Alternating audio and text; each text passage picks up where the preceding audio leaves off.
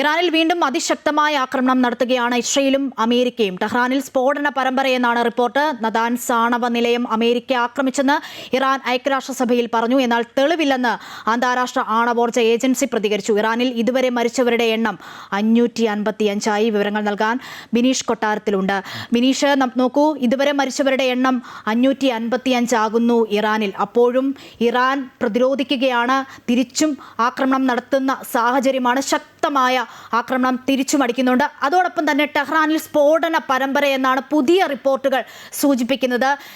ഇങ്ങനെ പോയി കഴിഞ്ഞാൽ ഇനി വരും ദിവസങ്ങളിൽ അല്ലെങ്കിൽ വരും മണിക്കൂറുകൾ എങ്ങനെയാണ് എന്നുള്ള ഒരു ആശങ്ക തന്നെയുണ്ട്. ഒരുപക്ഷെ അമേരിക്കയും ഇസ്രയേലും ഒന്നും വിചാരിച്ചു കാണില്ല ഇത്തരത്തിൽ ഇറാന്റെ ഭാഗത്തു നിന്നുള്ള ഒരു പ്രതികരണം ഉണ്ടാകുമെന്ന് പ്രതീക്ഷിച്ചു കാണില്ല. അങ്ങനെയാണോ മനസ്സിലാക്കേണ്ടത്? അശ്വതി, ഇപ്പോൾ ഇറാന് നേരെ ഇസ്രയേലും അമേരിക്കയും ചേർന്ന് വലിയൊരു ആക്രമണം തന്നെയാണ് നടത്തുന്നത്. നമുക്കറിയാം, അമേരിക്കയുടെ B-2 ബോംബർ അടക്കം വിന്യസിച്ചുകൊണ്ടാണ് അവർ ആക്രമണം നടത്തുന്നത്. അതായത് വലിയ തോതിലുള്ള ഒരു ആക്രമണത്തിന് ഇപ്പോൾ ഇറാൻ വിധേയമാകുന്നു എന്നാണ് ഏറ്റവും പുതിയ റിപ്പോർട്ടുകൾ. അത് ടെഹ്റാനിൽ കാർപ്പറ്റ് ബോംബിംഗ്, അതായത് ടെഹ്റാൻ നഗരത്തിൽ വലിയ തോതിലുള്ള ബോംബ് വർഷമാണ് അമേരിക്കയുടെ ഭാഗത്തു നിന്ന് ഉണ്ടാകുന്നത്. നേരത്തെ തന്നെ നദാൻസിൽ അമേരിക്കയുടെ B-2 ബോംബർ ബങ്കർ ബ്ലസ്റ്റർ ബോംബുകൾ വർഷിച്ചിരുന്നു. അതുപോലെ തന്നെ അവരുടെ ബാലിസ്റ്റിക് മിസൈൽ ശേഖരത്തിന് നേരെ വലിയ ആക്രമണം നടത്തി. അങ്ങനെ ഇസ്രയേലും അമേരിക്കയും ഇറാനിൽ വലിയ തോതിൽ ഇപ്പോൾ ആക്രമണം ശക്തമാക്കിയിരുന്നു. കഴിഞ്ഞ ദിവസം ഇക്കാര്യത്തിൽ ഒരു മുന്നറിയിപ്പ് ഇറാൻ നൽകിയിരുന്നു. ഇറാൻ കാണാത്ത തരത്തിലുള്ള ഒരു ആക്രമണം ഉണ്ടാകുമെന്ന് അമേരിക്ക മുന്നറിയിപ്പ് നൽകിയിരുന്നു. എന്നാൽ അതിനൊരു തുടക്കമിട്ട രീതിയിൽ തന്നെയാണ് ഇന്നിപ്പോൾ ഇറാന് നേരെ ഉണ്ടായിരിക്കുന്ന വ്യാപകമായ ആക്രമണം. നദാൻസിലുള്ള ആക്രമണത്തിൽ അവിടെ ആണവ നിലയത്തിന് നേരെ ആക്രമിച്ചു എന്ന കാര്യം ഇറാൻ തന്നെ ഐക്യരാഷ്ട്രസഭയെ അറിയിച്ചിട്ടുണ്ട്. എന്നാൽ അന്താരാഷ്ട്ര ആണവോർജ്ജ ഏജൻസി നടത്തിയ പരിശോധനയിൽ അവിടെ ആണവ ചോർച്ചയുണ്ടായിട്ടില്ല എന്ന് അവർ സ്ഥിരീകരിക്കുന്നുണ്ട്. അതായത് വലിയ ഒരു ആക്രമണത്തിന് ഇപ്പോൾ ഇറാൻ വിധേയമാകുന്നു എന്ന് തന്നെയാണ് അതിൽ നിന്നും നമുക്ക് വ്യക്തമാകുന്നത്. അതുകൊണ്ട് തന്നെയാണ് മരണസംഖ്യ ഉയരുന്നതും. സമാനമായി ഇസ്രായേൽ ലെബനന് നേരെയും ആക്രമണം നടത്തിയിരിക്കുന്നു. അതിന് പ്രധാനപ്പെട്ട കാരണമായിട്ടുള്ളത് ഹിസ്ബുള്ള അവിടെ നിന്നും ഇസ്രായേലിന് നേരെയുള്ള ആക്രമണങ്ങൾക്ക് ഇറാനൊപ്പം ചേർന്നുകൊണ്ടുള്ള ആക്രമണങ്ങൾക്ക് നേതൃത്വം നൽകുന്നു എന്ന ഒറ്റ കാരണത്താൽ. എന്നാൽ ഏറ്റവും പുതിയതായിട്ട് അല്പസമയം മുമ്പ് ലെബനന്റെ ഭരണാധികാരികൾ ഒരു കാര്യം വ്യക്തമാക്കിയിട്ടുണ്ട്. ഹിസ്ബുള്ളയുടെ എല്ലാ പ്രവർത്തനങ്ങളും തങ്ങൾ തടഞ്ഞിരിക്കുകയാണ്.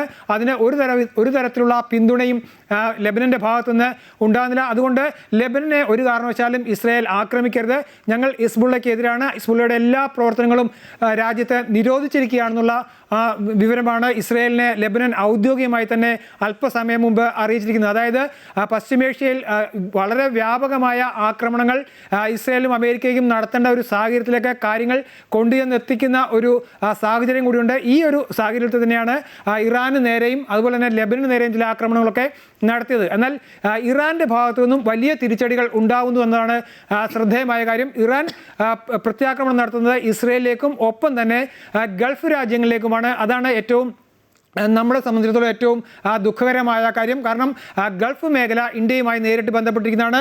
ഒട്ടേറെ ലക്ഷക്കോടിക്കണക്കിന് ഇന്ത്യക്കാരുള്ള മേഖലയാണ് ഗൾഫ് മേഖല. അതുകൊണ്ട് തന്നെ അക്കാര്യത്തിൽ നമുക്ക് വലിയ ആശങ്കയുണ്ട്.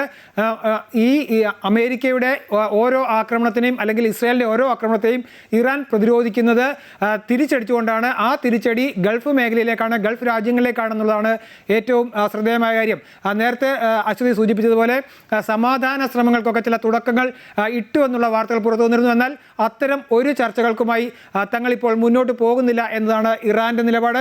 അതിന് ഇറാന് വ്യക്തമായ കാരണമുണ്ട്. കാരണം ചർച്ചകൾ നടക്കുന്നത് യുദ്ധം അവസാനിപ്പിക്കുന്നതുമായി ബന്ധപ്പെട്ടോ അല്ലെങ്കിൽ ഒരു സമാധാനത്തിന് വേണ്ടിയോ അല്ല, മറിച്ച് അമേരിക്കയുടെ ആവശ്യം പൂർണ്ണമായും ഇറാനെ ആണവ നിരായുധീകരിക്കുക എന്നുള്ളതാണ്. അതായത് ഇറാൻ്റെ ആണവ ശേഖരം പൂർണ്ണമായും ഇല്ലാതാക്കുക, ഇറാന് ആണവായുധം നിർമ്മിക്കുവാൻ ശേഷിയുള്ള അവരുടെ ആണവ റിയാക്ടറുകൾ, അവരുടെ ആണവ ശേഖരങ്ങളെല്ലാം തന്നെ ഇല്ലാതാക്കി പൂർണ്ണമായും അണ്വായുധ രംഗത്തു നിന്നും ഇറാൻ പിന്മാറണം. എന്നാൽ ഇത്തരം ഒരു കാര്യത്തിലേക്ക് ഇറാന് നിലവിൽ കടക്കുവാൻ സാധിക്കാത്ത ഒരു സാഹചര്യത്തിലാണ് ചർച്ചയ്ക്ക് ഇറാൻ തയ്യാറല്ല എന്ന് പറയുന്നത്. എന്നാൽ അതിൻ്റെ ഇറാൻ വലിയ വിലയാണ് കൊടുക്കേണ്ടി വരുന്നത്.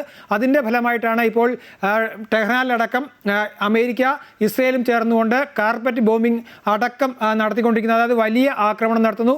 ഇറാൻ്റെ ആണവ ശേഖരങ്ങളെടുത്ത് അല്ലെങ്കിൽ ആണവായുധശാലകൾക്കൊക്കെ നേരെ വലിയ ആക്രമണം നടത്തുന്നു. നദാൻസിലടക്കം വലിയ ആക്രമണം നടത്തി കഴിഞ്ഞിരിക്കുന്നു. ഏറ്റവും വലിയ ഇറാൻ്റെ ശക്തി എന്ന് പറയുന്നത് അവരുടെ മിസൈൽ ശേഖരമാണ്. ആ മിസൈൽ ശേഖരത്തിന് നേരെയും അമേരിക്കയുടെ B-2 ബോംബർ അടക്കം വന്ന് ബോംബ് വർഷിച്ച് അവ ഇല്ലാതാക്കുന്നു എന്നതും വളരെ ശ്രദ്ധേയമായിരുന്നു. അതായത് ഇറാൻ വലിയ തിരിച്ചടി നേരിടുന്നു. ആ തിരിച്ചടിക്ക് ഇറാൻ പകരം വീട്ടുന്നത് ഗൾഫ് രാജ്യങ്ങളിലേക്കാണ്. അതിൻ്റെതായ ചില പ്രത്യാഘാതങ്ങൾക്കുണ്ട്. നേരത്തെ സൂചിപ്പിച്ചതുപോലെ ഇന്ത്യക്കാർ കൊല്ലപ്പെടുന്ന അവസ്ഥ വരെ അതിൻ്റെ ഭാഗമായിട്ടാണ് ഉണ്ടാകുന്നത്. ഇനി അടുത്ത ഘട്ടത്തിലേക്ക് ഇപ്പോൾ തന്നെ ഇറാൻ ലക്ഷ്യമിടുന്നത് ഗൾഫ് രാജ്യങ്ങളിലെ എണ്ണ ഖനികളും അതുപോലെ തന്നെ ഓയിൽ റിഫൈനറികളുമൊക്കെയാണ്.